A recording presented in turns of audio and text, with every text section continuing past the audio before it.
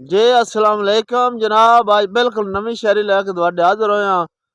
तवज्जो करा, असीं तुहाडे तवज्जो दे तलबगार हां। ते दौड़े दे बोल न जनाब। भाइये कूड़ियां कसमां चाई रखदा तेरा कौन करे एतबार। ओ किसे गल ते यार खलो गया कर गल्लां करदा दो दो चार। ते कुछ सोच तू आप सियाणा बन, घट वेसिया सज्जण म्यार। ओ जेड़ा कंड पिछों मौजम वार करे होंदा ओ बदनस्ला यार। दूजा दौड़ा है कर कर के खिदमत लगद्यां दी असां अपना आप वंजा छड्या है। असी कुल सरमाया जिंदगी दा उस बशर दी जात ते ला छड्या है।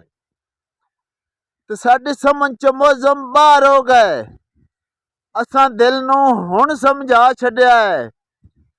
ओ बनी भीड़ तां साडे कम नहीं आए, उन्हां शीशा यार तका छड्या है।